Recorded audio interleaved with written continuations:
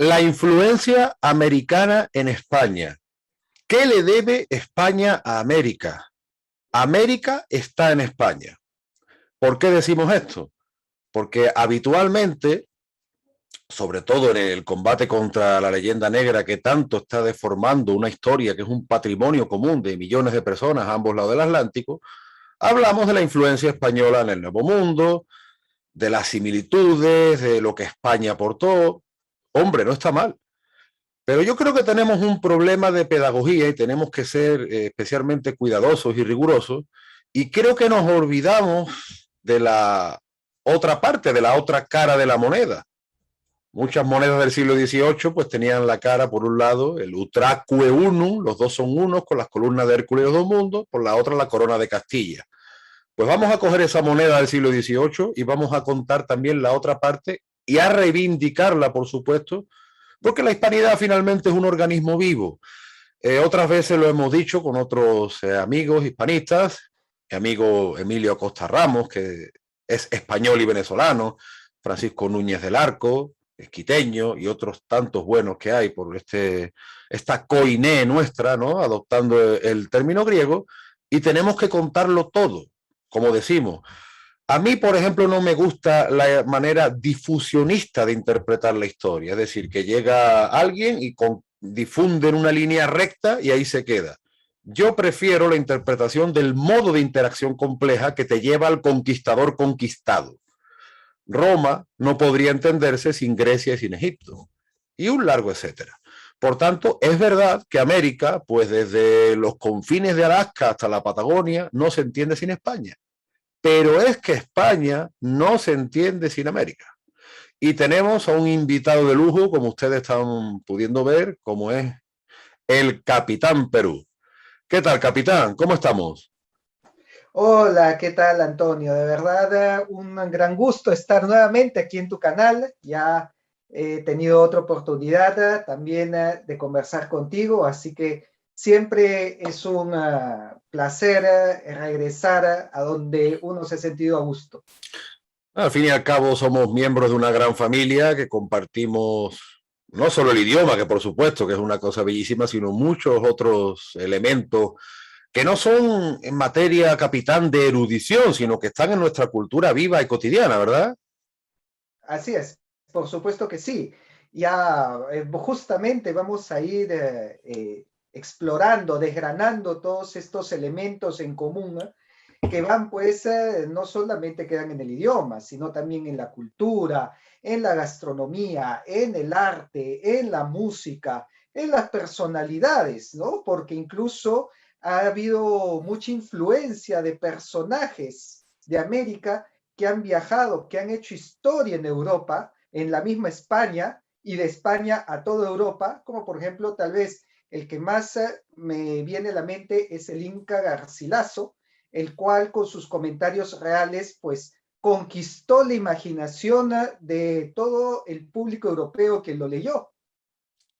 Claro, y además radicado en Andalucía, como tú bien sabes, es un personaje de una importancia capital porque era un hombre del Renacimiento, defensor de la cultura andina, de la cultura del idioma quechua, al igual que del español y del latín.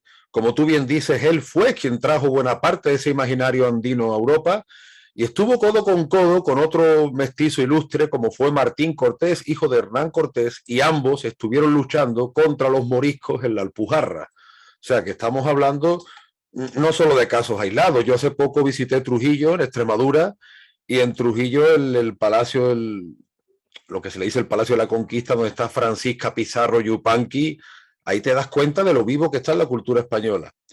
Fíjate que estoy pensando en una cosa, el otro día la Asociación Cultural Dionisio Inca Yupanqui, los Patriotas del Perú, varios se concentraron en el Monumento a Colón para celebrar el Día de la Hispanidad, que es un día de hermanamiento y cultura.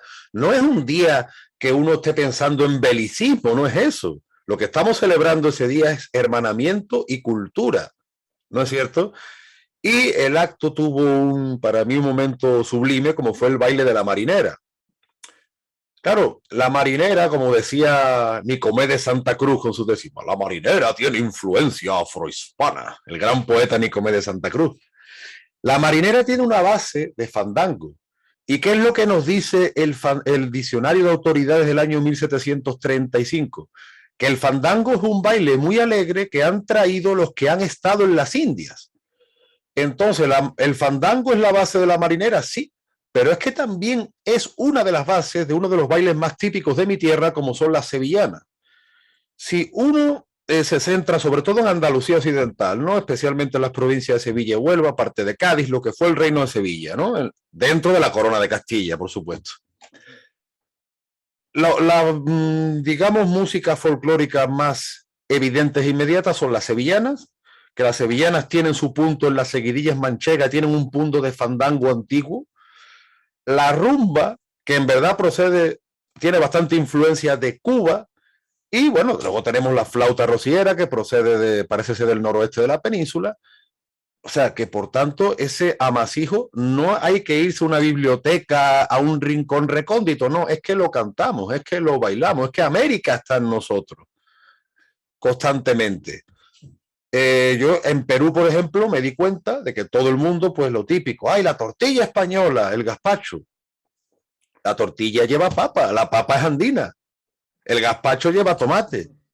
Y hay otra imagen que el romanticismo, tú sabes que en el siglo XIX introduce pues muchísimas leyendas que no tienen ni pies ni cabeza. Tampoco quiero demonizar 100% el romanticismo, fue una época de cultura muy fructífera, pero aquí en España desde luego trajo unos resultados más bien desastrosos. Entonces, hubo una fiebre, capitán, por decir, por el norte que todo era celta y por el sur que todo era árabe. Y entonces se potenció una imagen de muchos viajeros europeos cuando pasaban por Andalucía, que era la chumbera, que allí le llaman la tuna, ¿no es cierto? Ajá, claro, Acá le llamamos higochumbo, pero es que resulta que la chumbera tan típica de los paisajes andaluces vino de América.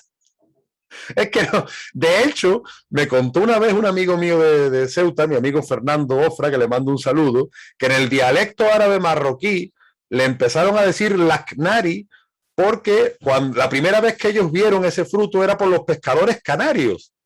Entonces, claro, lacnari como de Canarias o algo así.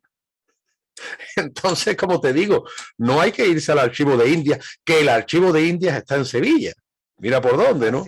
Que al fin y al cabo es lo que dice un periodista peruano afincado en Sevilla, Fernando Iwasaki. Él siempre dice que él salió del centro de Lima en los años 80, que fue una época muy difícil para el Perú, y que se reconcilió en el centro de Lima a partir de Sevilla, porque él en Sevilla empezó a ver Lima, Cartagena de Indias, Zacatecas. Sevilla tiene ese punto, capitán, que es una ciudad, por un lado muy española, pero por otro lado se parece muy poco a otras ciudades españolas, porque fue durante siglos muy cosmopolita, fue la Nueva York del barroco, le decían, ¿no? Entonces, son temas que están ahí. Y yo creo que, capitán, que aquí hace falta pedagogía, que muchas veces solo apuntamos a una dirección. Sí, totalmente, totalmente de acuerdo. Y claro, al apuntar esa dirección es muy fácil caer en dicotomías, ¿no?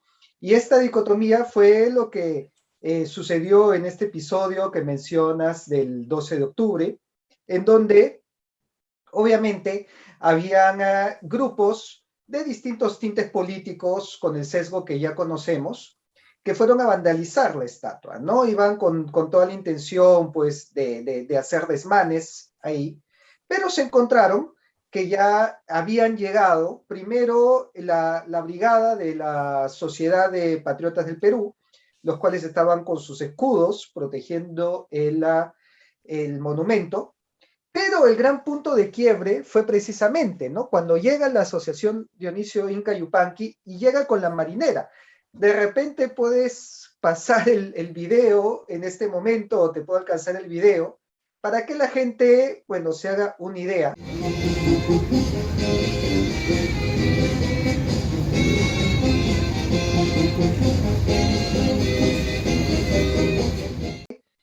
Este grupo de personas con toda la intención de vandalizar la estatua y que estaban profiriendo pues insultos, ¿no? Estaban calificativos, esta dicotomía de izquierda a derecha que todos conocemos.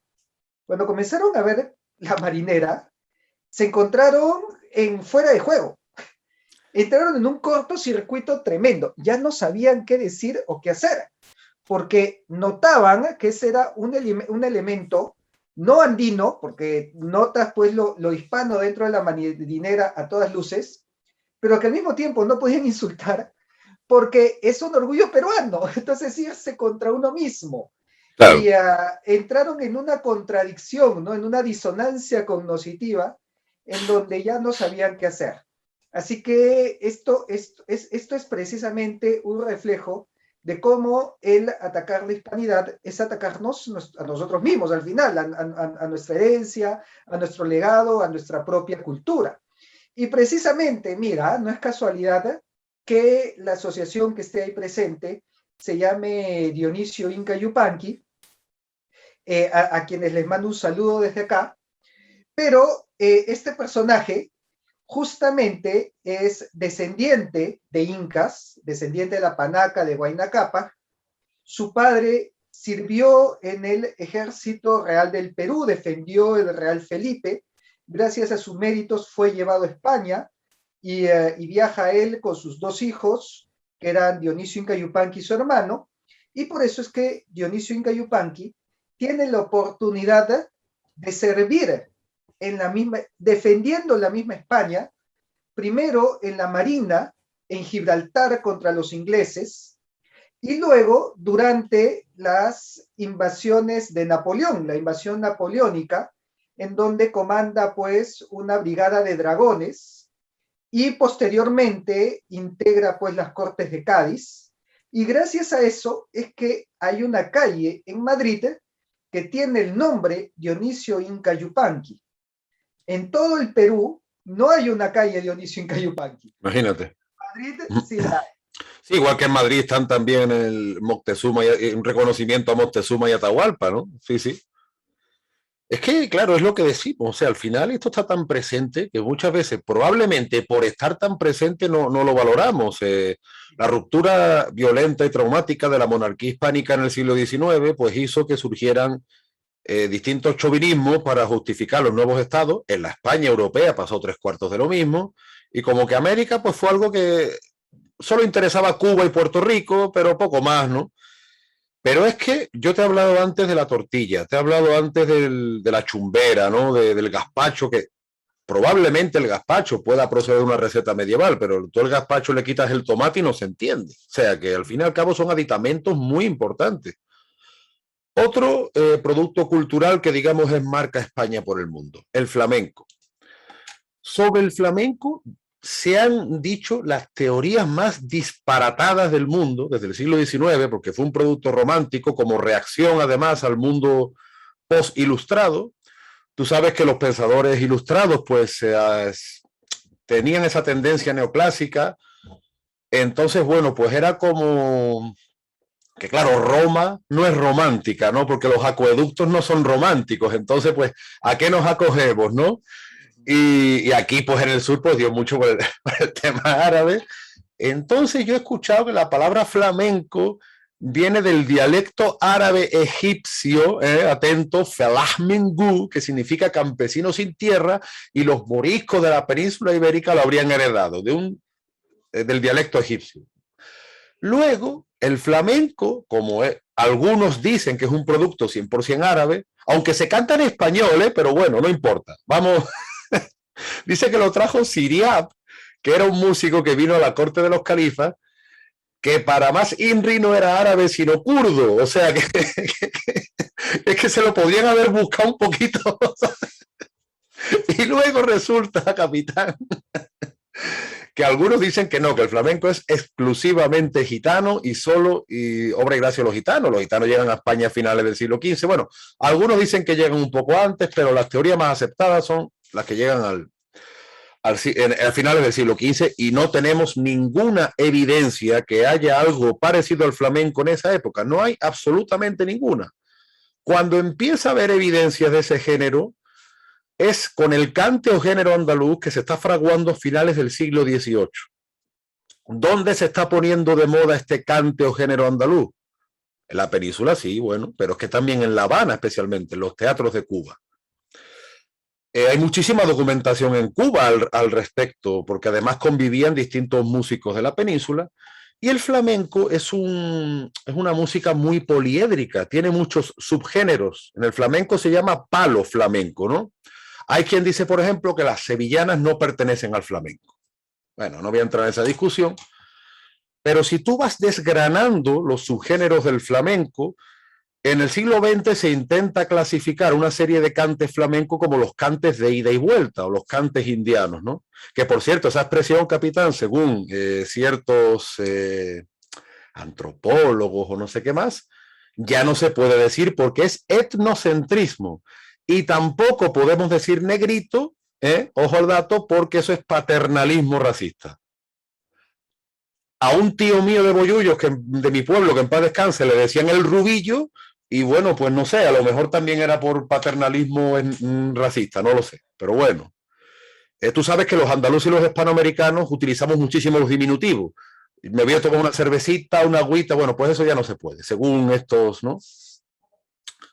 Bien, esos cantes de ida y vuelta, algunos dicen la rumba, ¿no? Que procede de Cuba.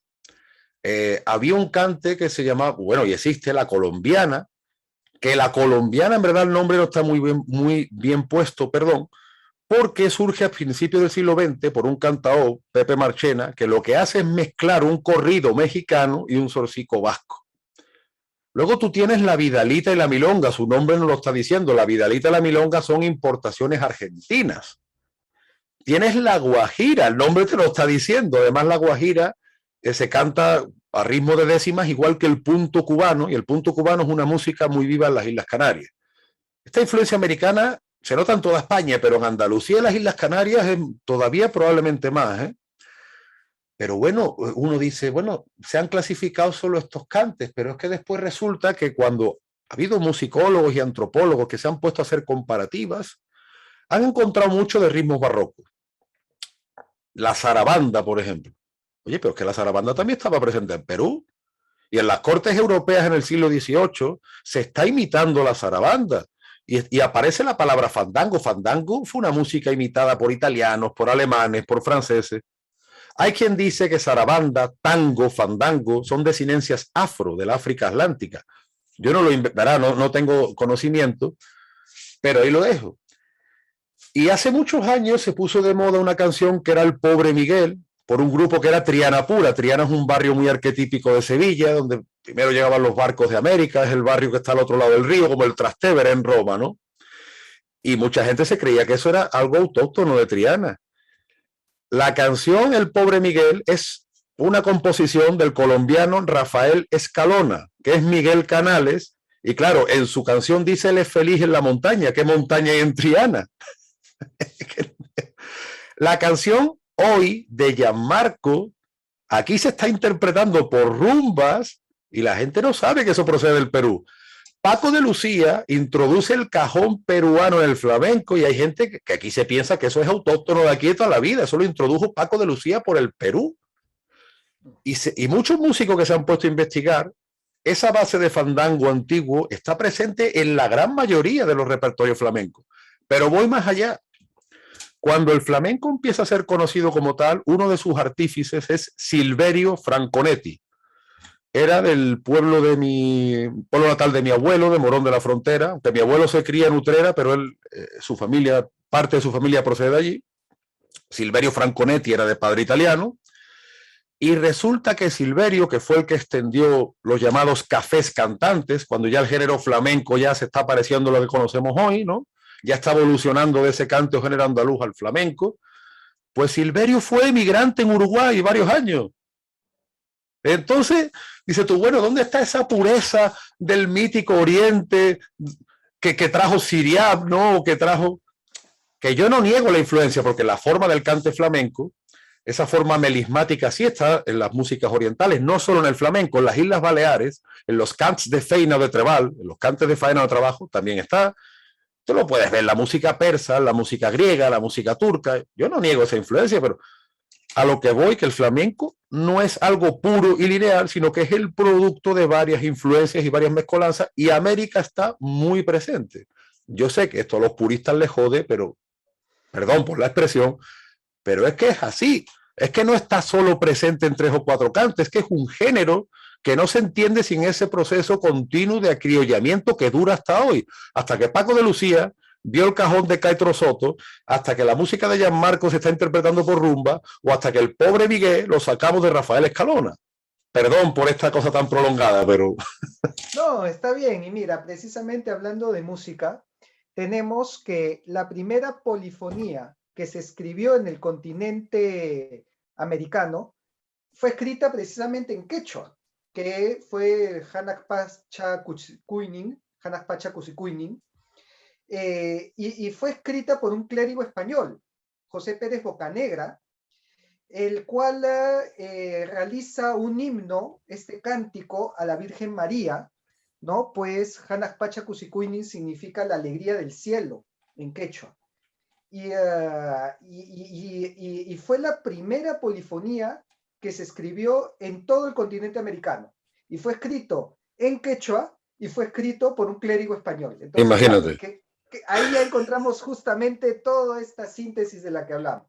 Por cierto, la palabra tango, que hablamos antes de la síntesis, resulta que investigadores como Faustino Núñez ha encontrado en la hemeroteca que el tango entra en Andalucía, en Cádiz especialmente. La música de Chincha a mí me recuerda mucho a las músicas típicas de Cádiz, ojo a ese dato también, para que los investigadores profundicen, y sobre todo el ritmo de tangos y tanguillos, y él dice que entra como el tango americano o el tango de los negros procedente de Cuba. Sobre la petenera, que era otro género flamenco, yo he escuchado teorías, bueno, que eso era una mítica cantante sefardí, otros decían que era de Paterna y de Paterna. La petenera en verdad fue una música que llegó por México, porque Petén es una ciudad de Guatemala y un gentilicio guatemalteco, o mejor dicho, si lo queremos, llegó de Nueva España y se puso de moda en Andalucía. que continuamente lo estamos viendo. Yo, por ejemplo, he visto en Perú también el uso de las castañuelas, ¿no? En el folclore. Muy importante. O aquí, fíjate, en Andalucía Oriental, en la parte de Granada, quizás se ha conservado más. En Andalucía Occidental, como te digo, Sevilla, Huelva y Cádiz no tanto, pero antiguamente para el folclore se utilizaban mucho las bandurrias, las mandolinas, cosa que también ocurría en la música criolla, ¿no? Así es, sí. Parece que pasó de moda, pero existió.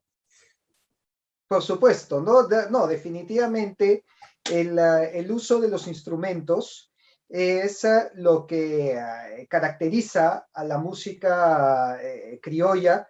Estos instrumentos que son fácilmente identificables con la península, que sin ellos no hubiera existido música criolla, e incluso me atrevería a decir a música andina, ¿no?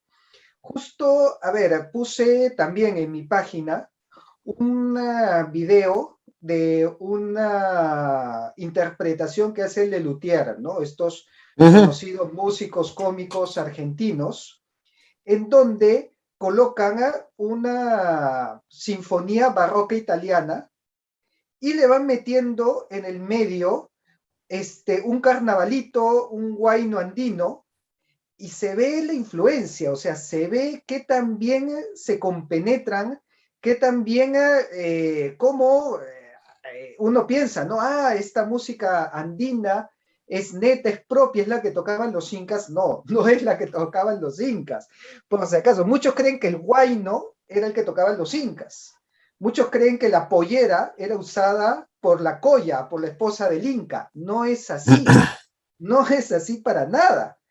Si nosotros vemos los trajes incaicos, eran distintos y se ve claramente la influencia española, tanto en los trajes como en la música. Claro, pasa un poco aquí, ¿sabes? Como en Galicia y en Asturias, por ejemplo, como todo se quiere identificar con los celtas, pasa con eso, pero los bailes gallegos, por ejemplo, se parecen, vamos, primero que en Galicia hay jota, que son bailes, casi todos se ejecutan de la misma manera, como dando saltitos, ¿no? Y aparte hay bailes y atuendos gallegos que se parecen mucho más a las tarantelas de Italia que las Islas Británicas, y es lógico porque España durante más de 1000 años, desde el Imperio Romano hasta los territorios italianos de la Corona de Aragón, pues ha tenido mucha relación con Italia, ¿no? Pero claro, es lo que tú dices, esto es inca, esto es celta, esto es árabe, esto es... todo menos lo que nos une, que es lo más evidente. Que al final es como, vamos a ver qué es lo que nos diferencia más, pero y luego, claro, luego te das cuenta por las evidencias, ¿no? En España pasa con el flamenco, que no, quizás es una música tan compleja, tan rica, que había adolecido de estudios más concretos. Cuando se han empezado a hacer estudios más concretos, se ha descubierto que era llena de mitos. Supongo yo que como pasa ya con la música criolla o la música andina, ¿no? Sí, por supuesto que sí. Ya en algunos casos obviamente es innegable. Ahí tenemos los elementos de la comida, ¿no?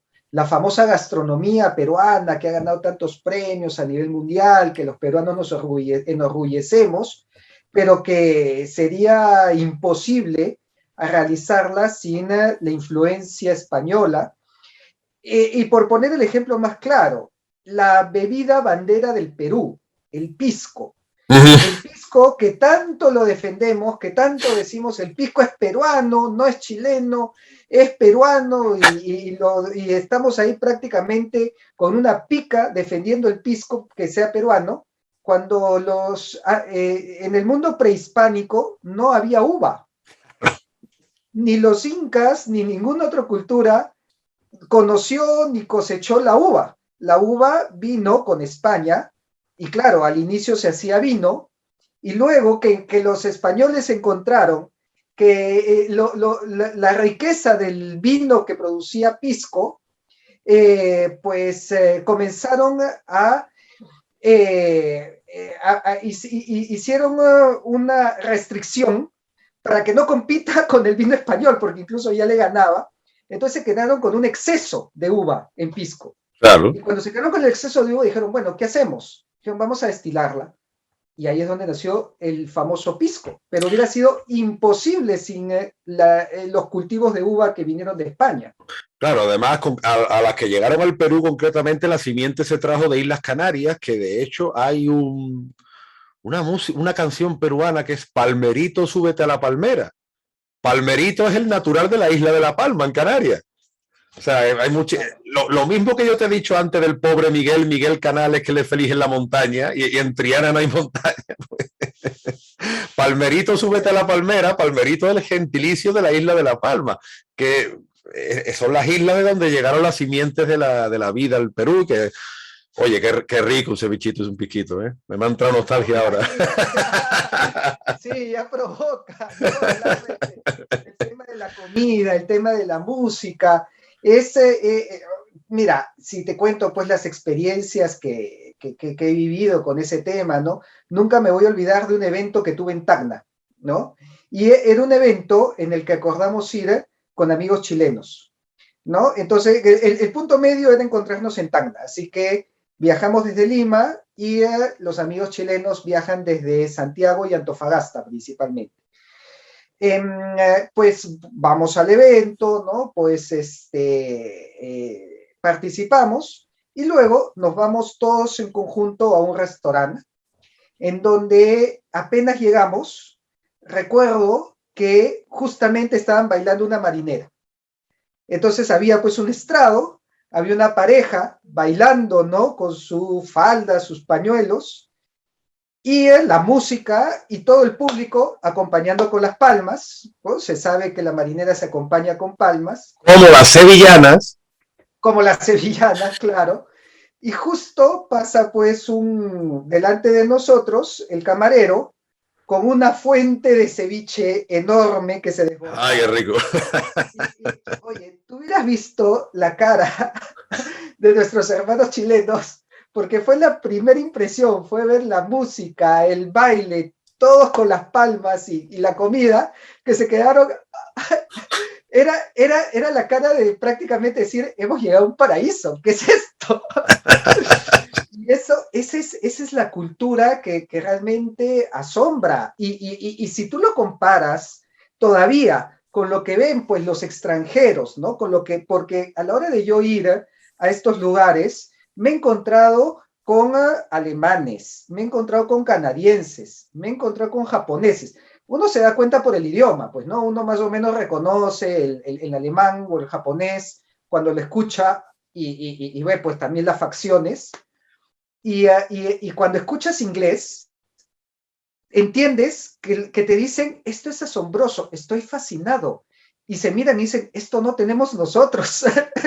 Esto Claro. no me imaginé encontrar algo así. Es Sí, una cosa increíble. es lo que decimos, ¿no? El vigor cultural, y yo no te digo español peninsular, sino criollo, hispanoamericano, pues era imitado en las cortes europeas en el siglo XVIII, que es impresionante. Escuelas pictóricas tan propias como la cusqueña, la quiteña, el arte indio-cristiano de los franciscanos de la Nueva España, te hablan de muy temprano, de ese vigor cultural tan fuerte. Pues te digo yo muchas veces, capitán, que creo que cuando se habla de hispanidad no se enfoca bien, porque parece que todo se redujera pues a temas bélicos, cuando realmente los temas bélicos, y sobre todo en determinadas partes, duraron relativamente poco.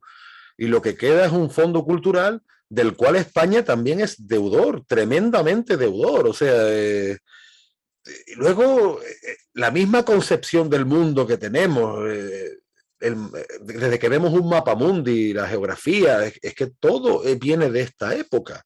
Mira, precisamente hablando sobre el tema artístico, ¿no? Hablando Uh sobre el -huh. tema del arte, aquí estoy compartiendo un cuadro, el cual ustedes lo han tenido recientemente, porque viajó hasta el Museo del Prado, ¿no? Hasta que pues es, junto con el Louvre, está entre los museos de arte más grandes del mundo. Este cuadro que se encuentra en el Museo Pedro de Osma, justo antes de la pandemia, viaja al Museo del Prado para ser expuesto.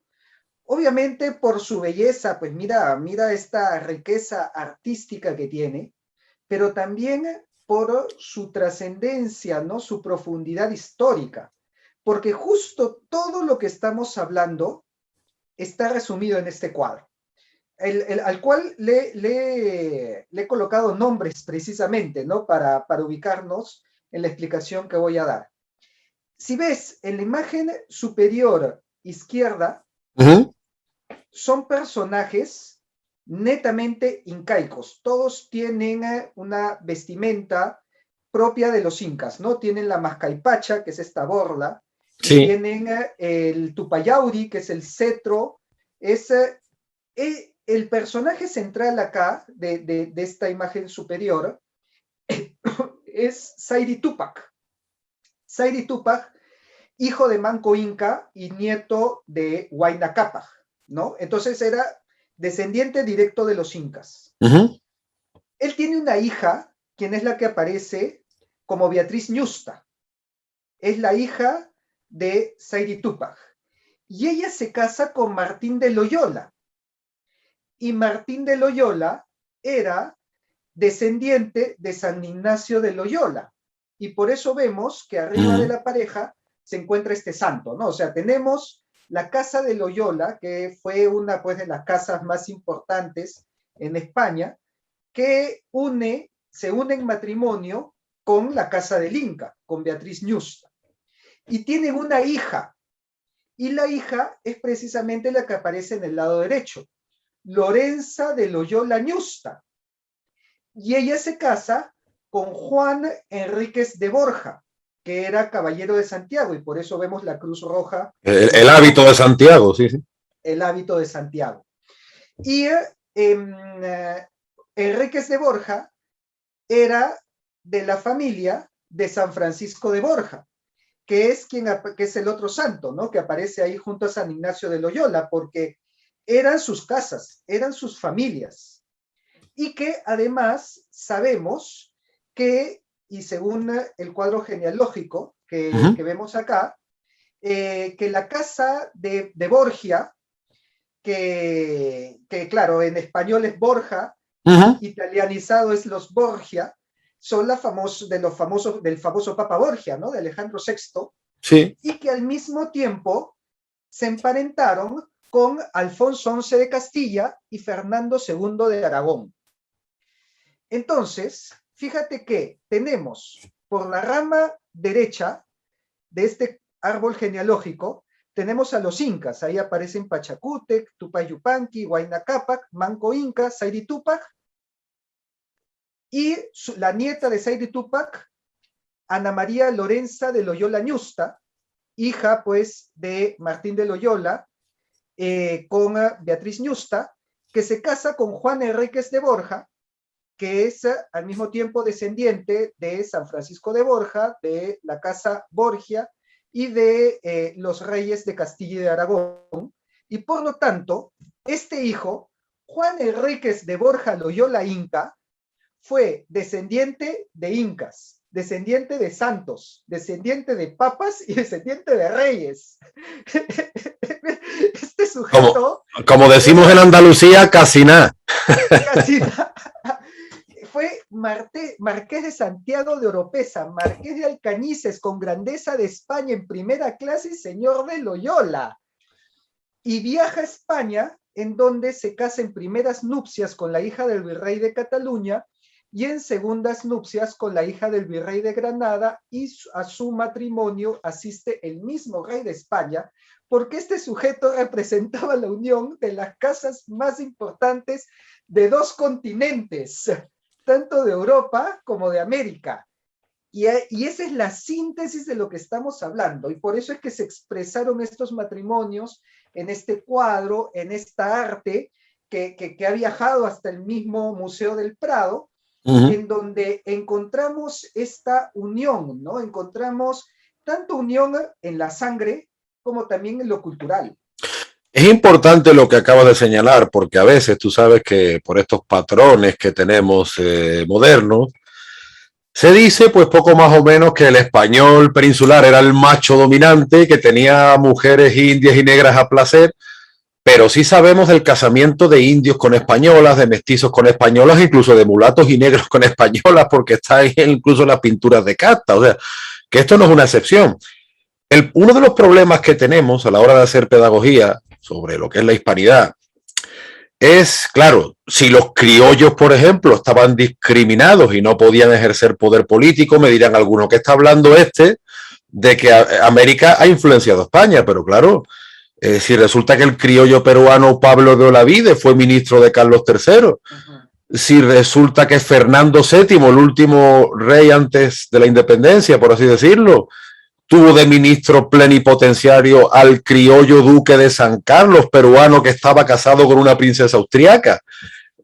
Si el que firma en las Cortes de Cádiz en nombre del rey es Joaquín de Mosquera y Figueroa, que era de Popayán, entonces, pues sí, hubo personalidades americanas, indios, mestizos, criollos, que influenciaron en Europa. Como hemos dicho, antes hemos dicho el caso de la música, pero estamos hablando de personas concretas. Tú muy bien las has expuesto mediante la genealogía y personas con cargos de poder muy importantes. Oye, si firmar en nombre del rey no es importante, no sé yo ya que lo es, ¿no? No sé.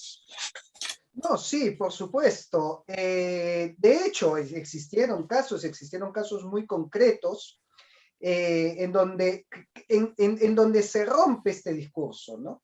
Se rompe el discurso de, pero ahí hay un machismo solapado, porque siempre era el español, conquistador, militar, soldado, casándose con la princesa inca, ¿no? Y que prácticamente era obligada a este matrimonio.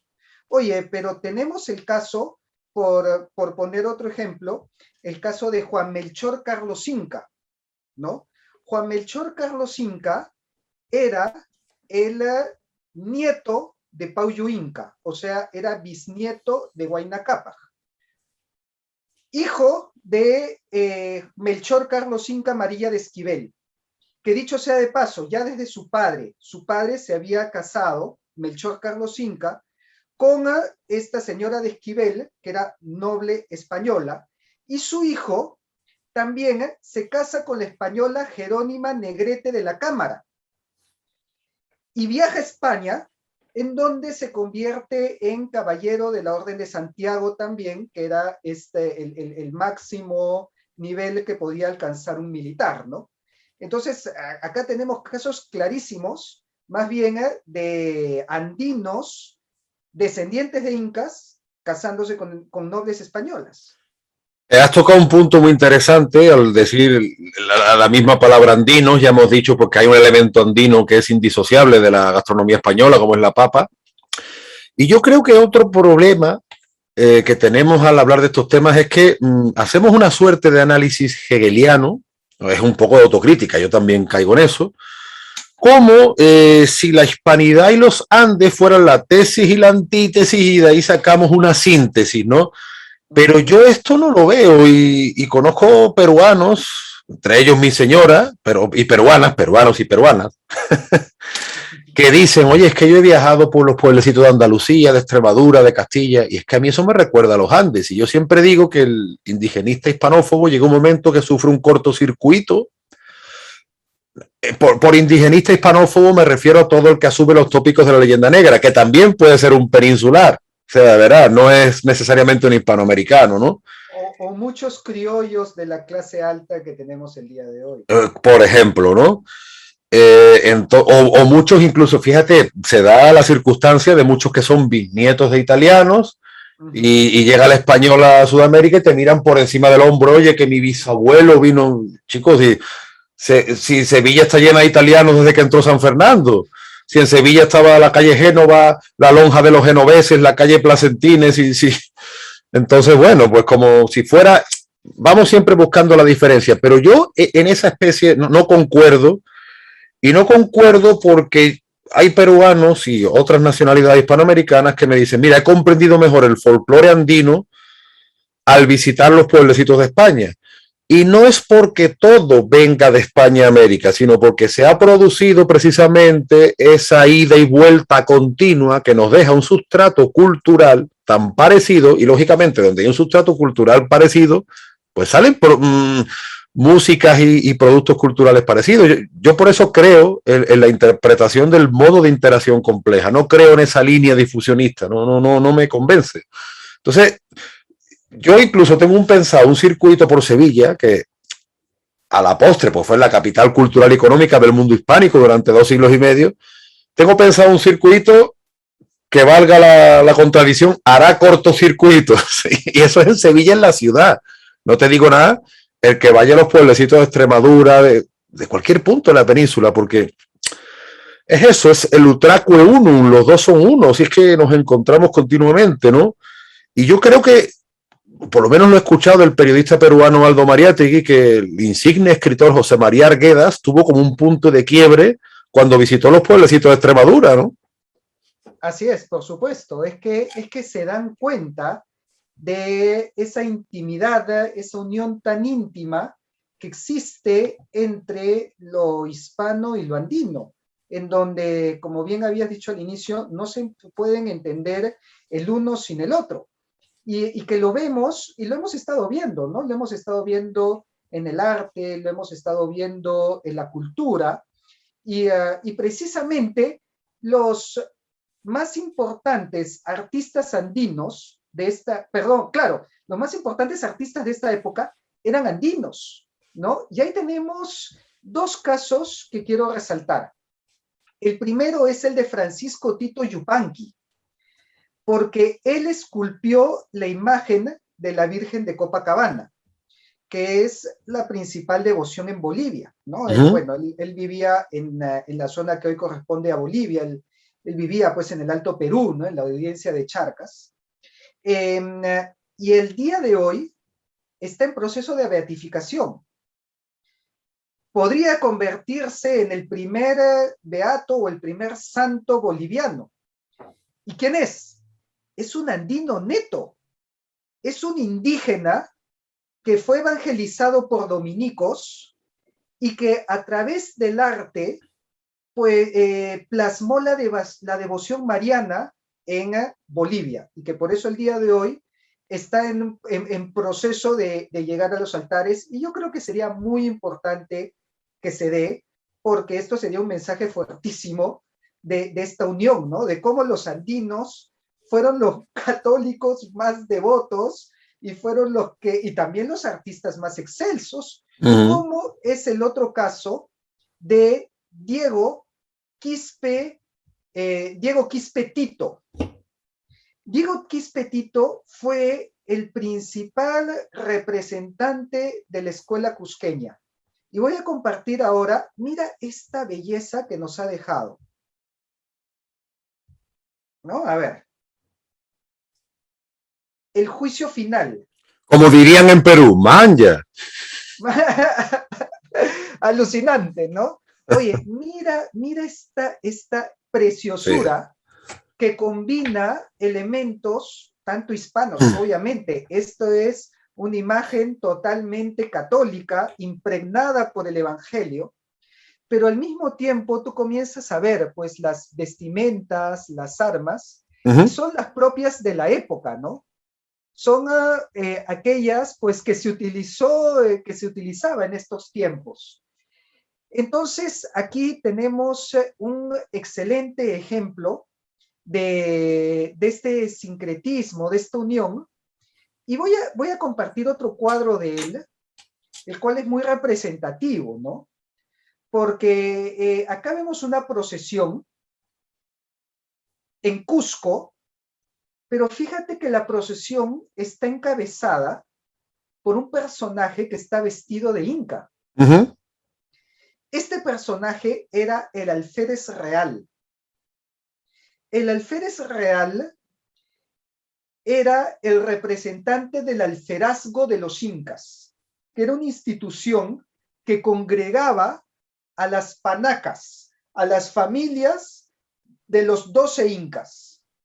O sea, durante el virreinato se reconoció a cada una de las familias de cada uno de los 12 incas y se les agrupó en esta institución que se llamó el Alferazgo Real, en donde eran representados por 2 personas de cada panaca. Entonces, el alferazgo estaba formado por 24 electores.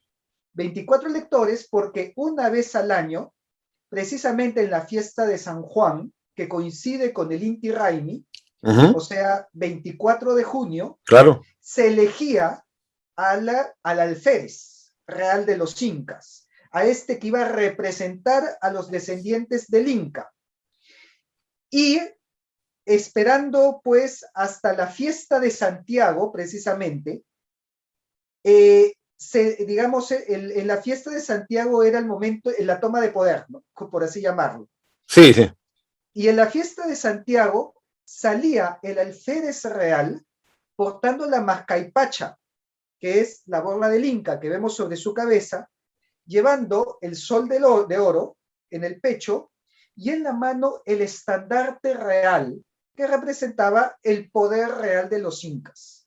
Entonces, salía encabezando esta procesión como símbolo de poder y por lo tanto que se reconocía su autoridad ante todo Cusco, ante todos los cusqueños.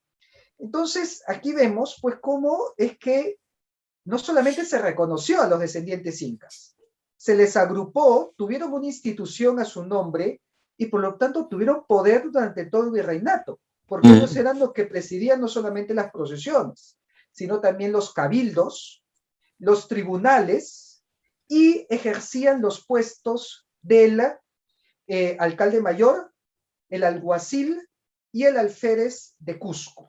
Y Claro eso que. lo podemos. Dime. No, no, que son organizaciones que también están en la península, o sea, es que estamos cruzándonos ambos mundos en la misma dirección todo el tiempo. De hecho, según este libro, ¿no? El libro donde estoy tomando esta fuente, que se llama El Estandarte Real y la Mascaipacha, del historiador cusqueño Donato Amado, nos cuenta que sí fue hecho a semejanza de los tribunales de la península, que tenían 24, o estaban divididos en 12 y tenían 24 jueces o electores. Entonces, toma precisamente esta forma, ¿no? Y acá podemos ver esta es una pintura que está en la iglesia del Triunfo, ¿no? En el Cusco. Y podemos ver, voy a ampliarlo para que enfocar la imagen, quienes están al pie a la izquierda. De rodillas y en posición de oración, encontramos 3 personas, que son precisamente el alférez real, el alguacil y el alcalde de Cusco, portando otra vez la mascaipacha y portando el tupayauri, que es el cetro, en su mano. Y en la mano derecha están sus respectivas esposas, en señal de oración a la Virgen María, recordando pues el descenso. Por eso también se le llama la Virgen del Descenso, porque baja a auxiliar a los españoles durante el asedio de Manco Inca en Cusco. Y esto se recuerda en esta iglesia que se construyó en honor a este acontecimiento, y encontramos que los tres son cobrizos, porque los tres eran descendientes de incas, y eran los que tenían los puestos políticos y los puestos de poder en el Cusco. Entonces, el decir pues que durante esta época estuvieron oprimidos, esclavizados, bueno, se cae ante la evidencia totalmente, ¿no? Claro, y además que, como estamos diciendo, pues gente con influencia en el poder real de España, de la España de la época, que España a finales del siglo XV se está rehaciendo en esas luchas de moros y cristianos, y siente América como su prolongación. Yo siempre comparo que América es a España lo que Siberia es a Rusia. O sea, lo que pasa es que, claro, por las circunstancias geográficas, por la separación y demás, pero es que el vínculo cultural nunca ha desaparecido. Yo por eso me planteo, ¿por qué, no solo en el caso de Perú, sino lo podemos extrapolar a Ecuador, Bolivia, por qué la costa es hispana y la sierra no? Yo creo que esos planteamientos hegelianos, bueno, por así decirlo, yo sé que el hegelianismo es algo más complejo, pero permítanme la licencia artística, ¿por qué tenemos que hacer esa cerrazón? Cuando a lo mejor resulta que en los Andes vamos a ver cosas que más nos van a recordar a Extremadura o a Castilla que en las grandes ciudades de la costa, ¿no? Mira, ahí hay un tremendo error de concepción, ¿no? A la hora de decir, ¿por qué la costa es española y los Andes no? ¿Y por qué los Andes Claro. son incaicos, no? Ese es un tremendo error de concepción. Yo diría más bien que la costa es más afrancesada, porque durante todo el periodo posterior a la Ilustración, y con mucho más fuerza en la época republicana, durante el siglo XIX, la costa peruana vivió un proceso de afrancesamiento, tanto en el ejército. Mira, hasta el día de hoy, el ejército del Perú ha estado inspirado en la estructura del ejército de Napoleón, incluso en sus trajes, mientras que el ejército de Chile se inspiró más en el ejército alemán. Los El del prusianos, ¿no? Perú, en los prusianos, el del Perú fue inspiración napoleónica. En la arquitectura, y muchos, por ejemplo, Palacio de Gobierno, muchos de los edificios que vemos en Lima tienen influencia de una arquitectura francesa. Y esa influencia no entró a los Andes. Y los Andes se mantuvieron hispanos. ¿Cuál es el problema de concepción que hablo? Que el día de hoy pensamos que lo que vemos como, o sea, lo que realmente es influencia francesa, lo vemos como si fuera español. O sea, esta arquitectura, vemos Palacio de Gobierno y decimos, esto es español. No, Claro. eso es influencia de la arquitectura francesa. Y lo que realmente es español, lo vemos como inca. Sí, la pollera, el chuño, ¿no? La arquitectura, esto es inca. No, eso es lo español, y lo de la costa, más bien, es francés o de influencia francesa. Ahí está el error en la interpretación. Yo siempre hago la broma con mi señora es limeña, mazamorrera, ¿no? Y yo soy pues de un pueblo de Sevilla, yo soy de una zona rural, y que cuando hemos viajado a la sierra, yo he viajado por Huaraz, he viajado por Ayacucho, ¿no? Y en la sierra yo parecía el serrano y ella parecía la gringa, que era una cosa. Entonces, Es que tú te vas a muchos pueblos del interior o ciudades como Cajamarca, y en Cajamarca pues todos son blancos, gringos, caucásicos. pero incluso yo me tomaba en la sierra mi mate de coca, me cogía mi mochila, me empleaba a atravesar el campo, porque yo lo que echaba de menos era campo. Entonces, bueno. Oye, por cierto, un saludo para nuestros amigos de Cajamarca, para Vanessa Campos, ¿no? Para Cristian Flores, para toda la gentita de Cajamarca.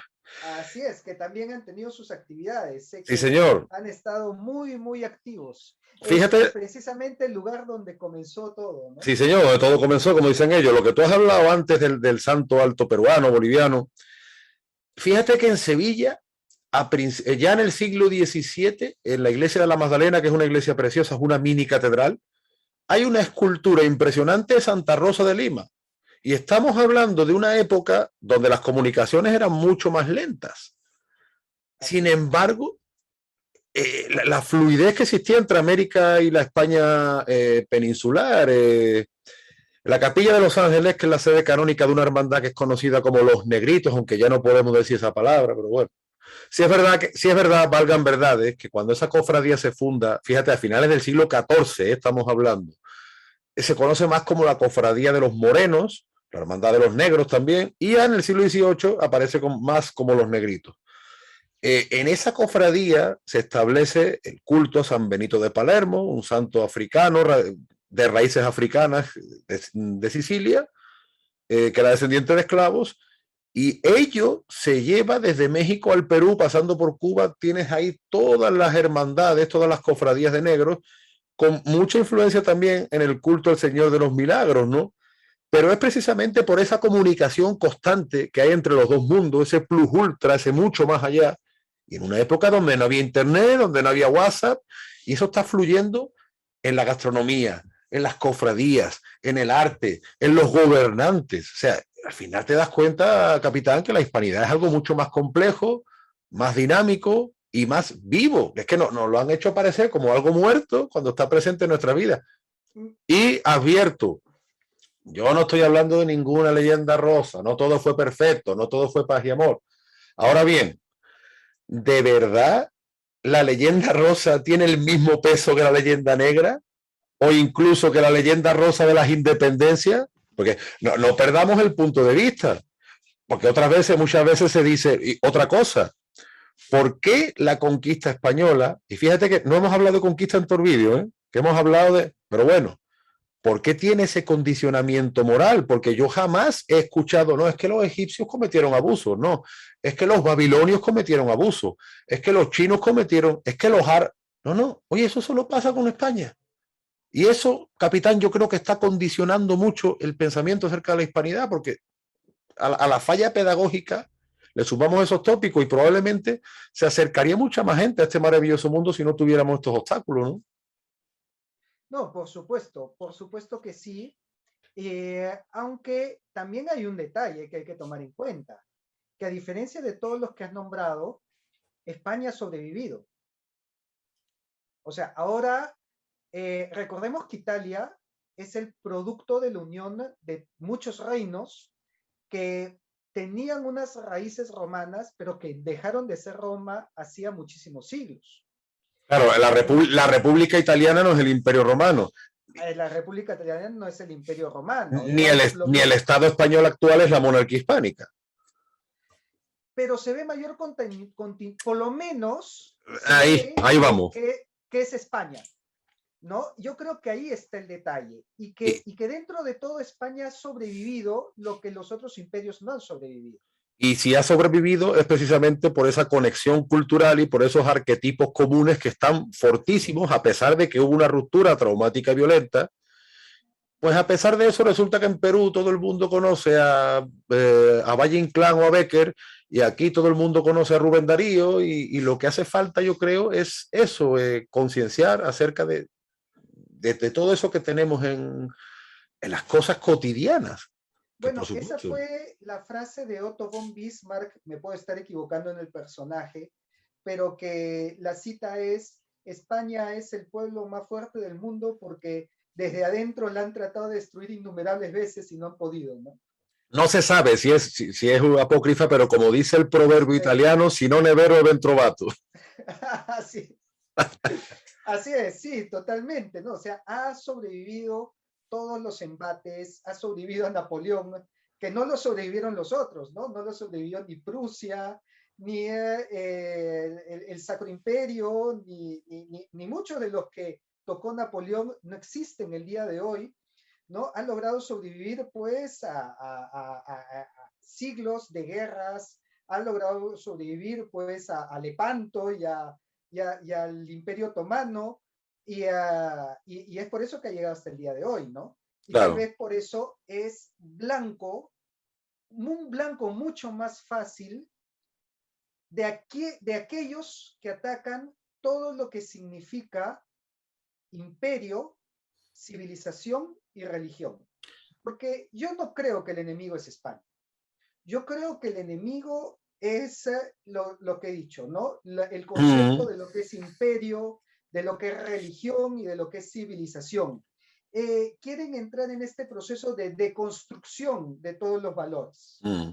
Pero Y, eh, fíjate, y, y ese es el único obstáculo que queda, ¿no? pero fíjate la contradicción que luego series de Netflix como Vikingos, donde abiertamente, bueno, la serie le pega 200.000 patadas a la historia, pero sin entrar en ese detalle, te presenta a los vikingos como saqueadores y violadores y la gente encantada con eso. Le encanta, sí. Que no entiendo. Es que, a ver, esta es otra paradoja. Ayúdame a entender esto porque, mira, es parte de las paradojas que estábamos hablando, ¿no?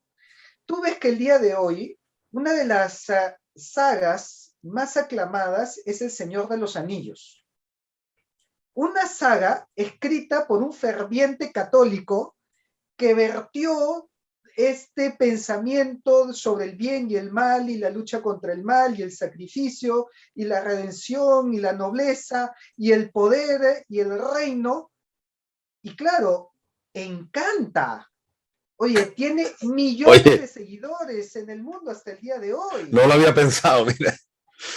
Claro, claro. Y es que al final, mira, otro ejemplo que me dieron, pero bueno, este es del anime, ¿no? No Uh sé si has -huh. visto un anime que se llama El Ataque de los Titanes. No, no, sinceramente no. Bueno, dentro de este anime, los que pelean contra los titanes es una milicia, pero una milicia que marcial, que hace el saludo romano y con una autoridad vertical y jerárquica. Mira. Y tú te vas, y es el anime favorito de muchas chicas otakus que son feministas, que son antipatriarcales, que son deconstruccionistas, y yo me quedaba alucinado, porque tú sabes que yo soy friki de corazón y yo voy a todos esos eventos de cómics y eso. Sí, sí. Y de todas estas chicas con el pelo pintado de morado y que yo leo sus muros y son totalmente anti-autoridad, anti-normas, anti-reglas y quieren reinventarlo todo, las veía con el uniforme militar a todas haciendo el saludo romano. Ten cuidado, no Y hagas decía, eso, no hagas eso que nos censura. sí, y decía, y decía, pero ¿cómo les puede gustar esto si va No. en contra de toda su ideología? Y es que Ahora que tú has dicho El Señor de los Anillos de Tolkien, uno de sus biógrafos más aventajados, como es Joseph Pearce, católico inglés también, Joseph Pearce defiende que en El Retorno del Rey, Tolkien está haciendo un guiño a los movimientos contrarrevolucionarios. Todos esos movimientos que empiezan con los jacobitas en las Islas Británicas, que siguen luego con los bandeanos en Francia, que siguen en la península con los miguelistas portugueses, los carlistas españoles, que siguen en Nápoles con el brigantaggio, en fin, una serie de movimientos contrarrevolucionarios que se suceden por Europa, que es esa especie pues de mito de que el rey va a llegar y un poco mesiánico, ¿no? Que al final, en fin, pues triunfan las ideas revolucionarias, pero que precisamente el retorno del rey es un guiño a esos movimientos jacobitas, bandeanos, miguelistas, etcétera, etcétera. Entonces, bueno, pues la verdad, como tú bien dices, es una paradoja tremenda que yo veo también con lo de los vikingos. O sea, lo de los vikingos es algo alucinante, no se entiende. Que lo que están censurando supuestamente en Pizarro, tú sabes, además lo típico, el criador de chanchos brutos. Oye, y después te pintan a los vikingos como, ay, qué bonito. Que además no te dicen que los vikingos fueron humillados en la península tanto por moros como por cristianos, mientras que en la Galia hicieron auténticos pasos militares. Pero bueno, vamos a dejarlo. En la Galia no, bueno, en Francia, en Francia, ¿no? O en el Reino Franco, como lo queramos llamar, porque tú sabes que. Sí, sí, perdón. yo creo que existen valores inherentes, bellos, voy a usar el término de estética, que inevitablemente nos van a atraer. Valores de hidalguía, de valentía, de orden, de civilización, que por más que una persona quiera ir y quiera arremeter contra ellos, cuando se las muestras de otra manera, les va a gustar porque ya está dentro de nuestro ADN. O sea, es imposible atentar en contra de la belleza. tú puedes poner todo el museo de la modernidad y del arte contemporáneo y puedes poner basura en ese museo y lo vas a enaltecer como que ese es el nuevo arte, y después vas a mostrar una pintura barroca del Renacimiento y va a encandilar, va a seguir gustando. Así, tú puedes destruir toda la música, pero cuando pongas música clásica, va a seguir gustando. Hay valores, hay arte, hay belleza con las que por más que lo intentes destruir, tiene un atractivo en el ser humano que es imposible de erradicar. Bueno, capitán, pues hagamos que la hispanidad sea la belleza del siglo XXI y defendámosla, pero como se debe, en su complejidad. Pero ¿tú crees que no va en camino hacia eso? Mira, bueno, no sé cómo habrá sido en España, pero por lo menos aquí alguien me preguntaba justamente en una entrevista que tuve el 12 de octubre o unos días antes, y me dijo, oye, si a ti hace 5 años o hace 10 años te hablaban de la hispanidad, ¿tú hubieras sabido de qué estaban hablando? Y decía, no, no, para nada, nadie hablaba de eso. Y el día de hoy tú ves un resurgimiento que empiezan a salir aspas de Borgoña en distintos países que no se han comunicado entre ellos. Y sí, es verdad. Así que, bueno, la tendencia va hacia rescatar este arte, este mensaje de unión, obviamente sin ningún sentido chauvinista, sin ningún sentido de decir, ah, nosotros somos superiores al resto del mundo y a los que no seguimos nosotros. No, ese no es el sentido. El sentido es buscar esos lazos en común que tanta riqueza nos han brindado en todos estos aspectos que hemos mencionado. El sentido poético de Cavafis cuando hablaba de la unión de la unión de los griegos, ¿no? En base a su legado, gran legado histórico. Yo lo que digo, capitán, haciendo un approach a lo que tú dices es, estamos muy mal, pero algo va bien. Estamos muy mal, pero algo va bien por el camino de la hispanidad.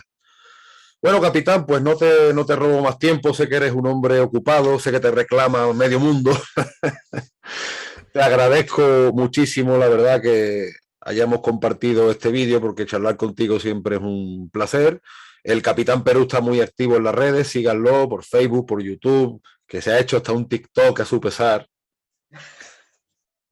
Lo que me obliga a la posmodernidad, a deconstruirme a mí mismo. Y síganlo y muchas gracias porque los vídeos que hemos hecho anteriormente sobre Perú y España, las historias que no nos cuentan, o el vídeo que hicimos sobre el Ejército Real del Perú, están teniendo mucha visita, muchísimas aceptaciones, tanto el capitán como yo estamos subiendo de suscriptores, así que muchísimas gracias, capitán, te mando un fuerte abrazo desde el puerto y puerta de las Indias a la ciudad de los Reyes. Así es, y bueno, siempre es un gusto, siempre es un placer estar aquí conversando contigo. Ya sabes que estamos esperando tu libro, no dejes. Sí, sí, sí. Ahí lo veo que tienes en tu fondo de pantalla, así que a todos los que nos están viendo, justamente tu libro es, mira, en la portada nomás veo toda esa síntesis de la que hemos estado hablando, ¿no? Correcto. La Cruz de Borgoña con el escudo de Lima, que era el escudo de los reinos del Perú. Así que, pues, aquí con muchas ganas de leerlo, espero que llegue pronto. Y como bien dijo Antonio, no se olviden de suscribirse a mis canales, que estoy en Facebook, en YouTube, en Instagram, en Twitter también, y muy a mi pesar en TikTok. Es parte de la modernidad. Muchas gracias. Pues te cuento que Conspiración y Jarana en Lima acaba de salir en ebook, edición electrónica. Así que buenísimo. Pronto doy más detalles. Siempre el físico tiene un sentimiento especial, pero lo voy a ir comprando también en ebook para ir leyendo. Y para nosotros que tenemos alma friki y bohemia todavía más. Un abrazo, mi capitán. Un gustazo. Cuídate, chao, chao.